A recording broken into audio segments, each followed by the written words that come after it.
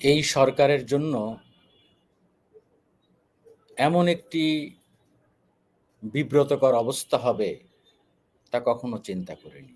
সত্যি কল্পনাও করিনি যে ডক্টর মোহাম্মদ ইউনূসের এই অন্তর্বর্তীকালীন সরকারকে এরকম একটি অবস্থায় পড়তে হবে। যাকে নিয়োগ দিয়েছিলেন এই ছাত্র জনতা, উনি কিন্তু গত বছর ৮ই আগস্ট শপথ নেওয়ার পরে প্রথম জাতির উদ্দেশ্যে যে ভাষণ দিয়েছিলেন, সেখানে উনি বলেছিলেন যে আমার নিয়োগকর্তা হলো ছাত্ররা। আর আজ সেই ছাত্ররাই তার বিরুদ্ধে আন্দোলন করছে। দুর্ভাগ্য। আমি কি এটা বলবো? আপনারা কি এটা বলবেন যে হাসিনা যা বোঝে নাই, এই অন্তর্বর্তীকালীন সরকারও কি তাই বুঝতে পারছে না? আসলে ভুলটা ওই সেই গোড়ায় হয়েছে। প্রথমে ৫ই আগস্ট হাসিনা সরকারের পতনের পর দরকার ছিল একটি বিপ্লবী সরকার গঠন করা। দীর্ঘ ১৫.৫ বছর যেরকম অন্যায়, জুলুম, নির্যাতন, খুন, গুম, একটি স্বৈরাচারী ফ্যাসিস্ট সরকারের চূড়ান্ত পর্যায়ের একটি স্বৈর শাসন দেখেছে বাংলাদেশের মানুষ। শুধু বাংলাদেশের মানুষ না, বাংলাদেশের সব মানুষই বলতে গেলে। ওই আওয়ামী লীগের মধ্যেও যারা শেখ হাসিনার কথা পছন্দ করতেন না, শুনতেন না, তারাও তারাও নানাভাবে নিপীড়ন, নির্যাতনের শিকার হয়েছে। আমার এলাকায়ও আছে। আমি মনে করি সারা বাংলাদেশে আছে। যারা প্রকৃত সত্যিকারের দেশকে ভালোবাসে, মুক্তিযুদ্ধের নেতৃত্ব দানকারী দল আওয়ামী লীগকে ভালোবাসে, মুক্তিযুদ্ধের প্রকৃত চেতনায়, একটি স্বাধীন সার্বভৌম রাষ্ট্রের চেতনায়, যারা অনিয়ম দুর্নীতি পছন্দ করে না, খুন গুম পছন্দ করে না, ব্যাংক লুটপাট পছন্দ করে না, এরকম লোক যারা আওয়ামী লীগের মধ্যে ছিল, তারাও কিন্তু শেখ হাসিনার রোষানলে পড়েছে। এখন হয়তো অনেকে বলবেন, আওয়ামী লীগে কি এরকম লোক থাকতে পারে? ছিল? থাকতে পারে না। একটা দল শুদ্ধ তারা এরকম একটি স্বৈর শাসনের কবলে পড়ে গিয়েছিল। তারপরও আমি মনে করি হাতে গোনা কিছু ভালো লোক তো ছিল। ছিল। আজকে দেখেন, খুবই আফসোস, কাল রাত থেকে প্রধান উপদেষ্টার যে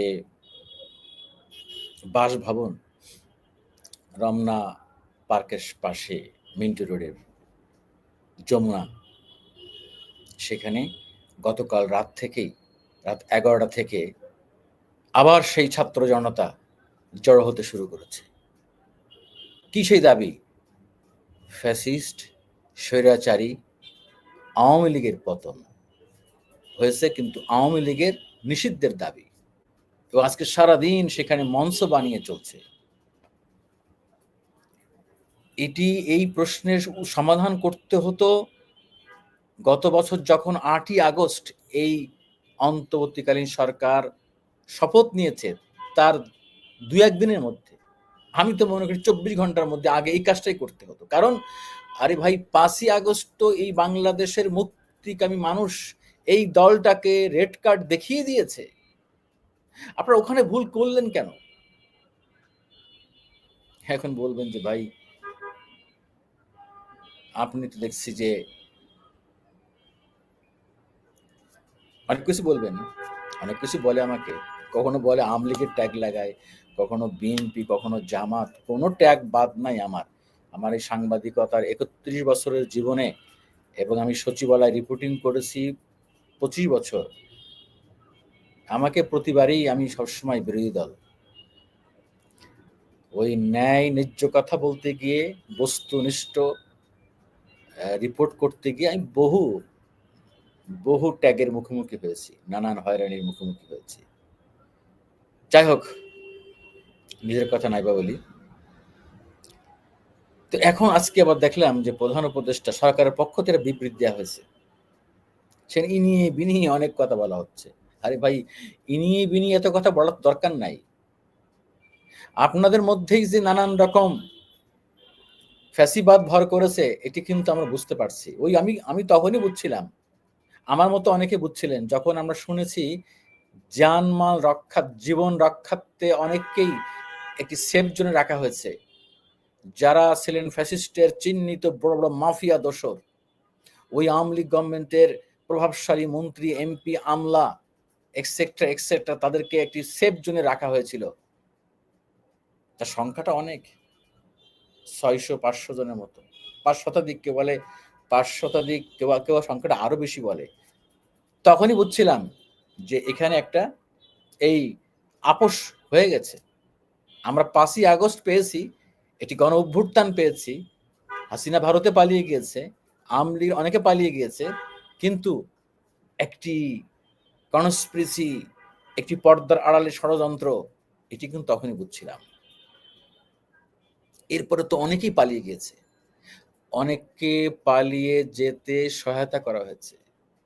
ইভেন বিএনপি জামাতের সহযোগিতায়ও অনেকে পালিয়ে গিয়েছে, অনেক প্রভাবশালী নেতা, এবং তাদের আশ্রয় প্রশ্রয় অনেকে বাংলাদেশ বিভিন্ন জায়গায় ছিল এবং এখনো আছে। এবং এই সরকার, এই যে অন্তর্বর্তীকালীন সরকারের উপদেষ্টাদের মধ্যেও এখন বলতে কষ্ট হচ্ছে, কি আর করা। আরে ভাই, যে সাবেক প্রেসিডেন্ট আব্দুল হামিদ, উনি যে প্রকাশ্যে এয়ারপোর্ট দিয়ে চলে গেলেন ব্যাংককে, কিভাবে গেলেন, কিভাবে গেলেন সবই তো স্পষ্ট। গতকাল রাত্রে যখন রিপোর্টটা আমাদের কাছে আসে তখনই কিন্তু আমরা বুঝতে পেরেছিলাম, যে কারণে যুগান্তরের শিরোনামটি কিন্তু আজকে একটু ভিন্ন হয়েছে। এই শিরোনাম কেউ করেন নাই,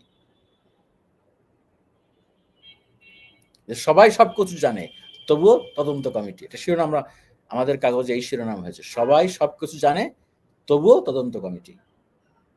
গতকাল রাত্রেই তো আমরা জেনে গেছি যে এয়ারপোর্টে গোয়েন্দা সংস্থার সিগনালে সবাই জানে।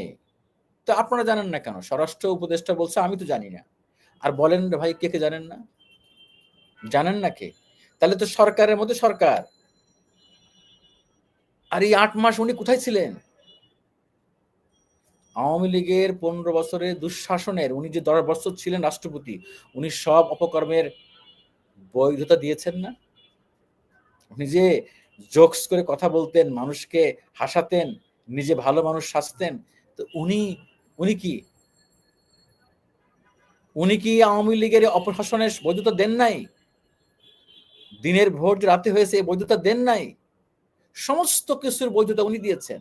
কারণ সরকারের সকল আদেশ, সমস্ত গুরুত্বপূর্ণ আদেশ, নিয়োগ, বদলি, পদোন্নতি সব ওই প্রধানমন্ত্রী স্বাক্ষর করার পরে এই সংক্রান্ত সার সংক্ষেপে শেষ মুহূর্তে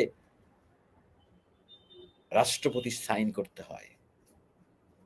এই যে ঢাউস একটি রাষ্ট্রের জনগণের ট্যাক্সের টাকা দিয়ে শত শত কোটি টাকা খরচ করে বঙ্গভবনে তার বিশাল যে একটি জনবল কাঠামো লালন পালন করা হয়েছে, কার্যত যাদের কোনো কাজ নাই, কার্যত যাদের দিয়ে কোনো লাভ নাই, পালা হয়েছে না? রাষ্ট্রের টাকায় উনি বিদেশ ঘুরেছেন, স্পেশাল বিমানে গিয়েছেন, চিকিৎসা করেছেন। এই লোকটা যে বুধবার রাতে, সরি, হ্যাঁ, বুধবার রাতে যে দেশ ত্যাগ করলো, রাত 11টায় এয়ারপোর্টে সে গেল, ভিআইপি টার্মিনাল ইউজ করলেন, এবং তিনি 4 ঘন্টা ছিলেন এয়ারপোর্টে। রাত 3টায় উনি থাই এয়ারোজে করে উনি ঢাকা ত্যাগ করলেন। কেউ জানেন না? সবাই জানে। সমস্ত ক্লিয়ারেন্স নিয়ে, সকল গোয়েন্দা সংস্থার সরকারের ক্লিয়ারেন্স নিয়েই তাকে ছাড়া হয়েছে। এখন বলা যে তদন্ত কমিটি প্রত্যাহার। আমি একটি বিষয় থেকে আরেকটি বিষয় চলে যাচ্ছি, ঠিক তা না। আসলে বলতে গেলেই সব চলে আসে। এই রাগ, এই ক্ষোভ, এই দুঃখ কোথায় রাখবো আমরা? বলেন, কিছু হবে? কিছু হবে না। বরং আমি দেখতে পাচ্ছি 24 গণ অভ্যুত্থানে যারা প্রত্যক্ষ পরোক্ষভাবে অংশ নিয়েছে, একদিন এই ফ্যাসিজম ফিরে আসলে এই প্রত্যেকের ফাঁসি হবে, শাস্তি হবে, সবাই, সব প্রত্যেককে জেলে যেতে হবে। আসলে আমাদের রক্তের মধ্যে বেইমানি, রক্তের মধ্যে আপোষকামিতা, রক্তের মধ্যে কনস্পিরেসি, হিংসা, বিদ্বেষ, লোভ, লালসা। যেটি কথা প্রায় আমি বলি, যে যায় লঙ্কায় সে হয়ে যায় রাবণ। আওয়ামী লীগ নিষিদ্ধ করতে এত তালবাহানা, বিএনপিও দেখলাম আমলাতান্ত্রিক ভাষায় কত কথা বলে আসলো। আরে ভাই, যা বলবেন ক্লিয়ার বলে ফেলেন না যে আমরা রাজি না, আমরা এই কারণে আমরা চাই না, এই কারণে আমরা ঘোমটা দিয়ে চলতে চাই। এখন রাস্তায় আছে এনসিপি, জামাত, ইসলামী দলগুলো, তারা যমুনার সামনে বিক্ষোভ করতেছে। আমি যে এই মুহূর্তে ভিডিওটি বানাচ্ছি, এখন এখন রাত 8:30 বাজে, এখনো ওখানে বিক্ষোভ চলছে। শাহবাগ, মিন্টু রোড সব ব্লকেট করে চলছে। কি হবে বলেন? একদিকে ভারত পাকিস্তান যুদ্ধ, এটি থামবে না কিন্তু। ওটাও আর একটি চাল বলছে, আমি এর আগে একটি ভিডিওতে বলেছি, ভারত পাকিস্তান যুদ্ধের পিছনেও ওই পশ্চিমা গোষ্ঠীটির নীল নকশা আছে, ওই ইসরায়েলের মুসাদের একটি নীল নকশা আছে।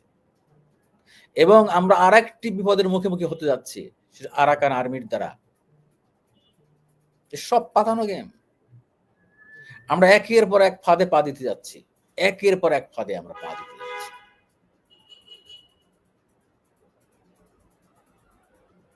কাকে দায়ী করবে? কারা দায়ী? কার সাথে কি আপোষ করছে পর্দার আড়ালে? ওরা প্রকাশ্যে একটা কথা বলে, পর্দার আর একটা কথা বলে। সংস্কার, নির্বাচন, কত খেলা, কত কিছু। আরে ভাই, সংস্কার করতে এত কিছু লাগে? আমি প্রায় বলি, কি সংস্কার করবেন? আরে বেসিক কিছু সংস্কার তো করতে পারতেছেন না, কেউ রাজি হচ্ছে না তো। শুধু সময় ক্ষেপণ। আল্লাহর হস্তে অন্তর্বর্তীকালীন সরকারকে বলবো, আপনাদের ভালো কাজের প্রশংসা করে আসছি, করতে চাই, কিন্তু আপনাদের খারাপ কাজের, আপনাদের ভুল পাইলে কিন্তু কথা বলতেই হবে আমাদের। আপনারাই কিন্তু বাংলাদেশের সবচেয়ে জনপ্রিয়, সবচেয়ে সবচেয়ে বেশি সংখ্যক জনগোষ্ঠীর সমর্থন নিয়ে কিন্তু আপনারা ক্ষমতায় বসেছেন। হয়তো ভোট দেয়নি, কিন্তু মানুষের যে জনসমর্থন, প্রকাশ্য জনসমর্থন, সেটি তো অনেক বড় জনসমর্থন। এরকম জনসমর্থন নিয়ে কোন দল আর ক্ষমতা আসতে পারবে? পারবে? পারবে? এটি বলে যে এটি গণতান্ত্রিক সরকার না, এটি নির্বাচিত সরকার না, সবই ঠিক আছে। আরে ভাই, নির্বাচিত সরকার হলে আপনারা কত পার্সেন্ট ভোট পান? আর এই ডক্টর ইউনূসের নেতৃত্বাধীন যে সরকার, তাকে বাংলাদেশের তো গণ অভ্যুত্থানের পক্ষের সকল জনগণের রায় ছিল ওই 8 তারিখে। ইয়েস স্যার, আপনি আসেন। আপনার মতো একজন লোকই দরকার, আপনার মতো একজন গার্জিয়ানই দরকার, অভিভাবক দরকার। যদিও এই গণ অভ্যুত্থানে আপনার কোনো ভূমিকা ছিল না। ছিল? ছিল না। এই আপনাদের উপদেষ্টা পরিষদের অনেকেরই ছিল না। কিন্তু রাজকপাল, আপনারা উপদেষ্টা হয়ে গেছেন।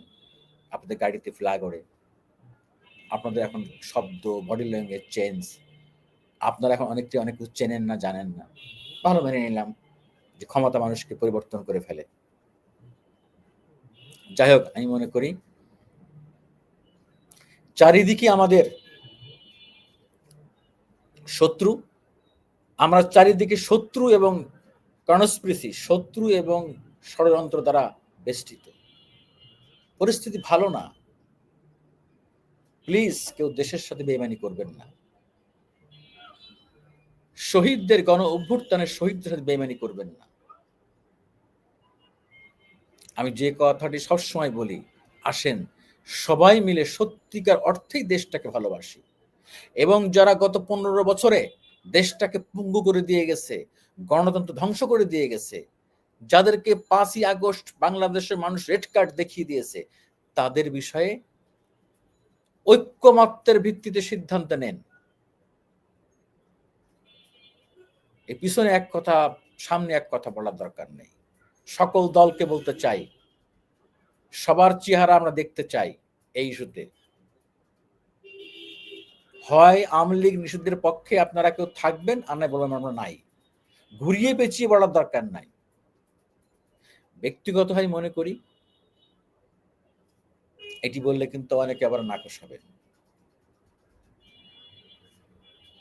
ওই যে বলে রিফাইন্ড আওয়ামী লীগ, সেদিকে গেলাম না। আমি চাই যে এই পরিস্থিতির অবসান হোক। আমরা সত্যিকার একটি সুস্থ বাংলাদেশ দেখতে চাই। যারা যারা অপরাধ করেছে তাদের সত্যিকার অর্থে শাস্তি দেখতে চাই এবং বিশ্বাসযোগ্য বিচার দেখতে চাই। বিচার নিয়ে টালবাহানা দেখতে চাই না। প্লিজ, এ দেশটা আমার, আপনার, আমাদের সবার। কেউ গাদ্দারি করবেন না। এই কোনো গাদ্দারের ঠাঁই বাংলাদেশে হবে না।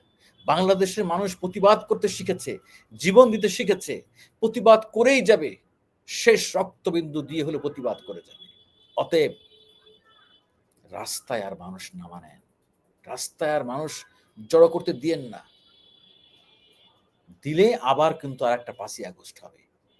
শেষ করছি যে আফসোস রেখে, যে চিন্তাও করি নাই, কল্পনাও করি নাই, ডক্টর ইউনূসের বিরুদ্ধেই রাস্তায় এরকম বিক্ষোভ হবে, ক্ষোভ হবে।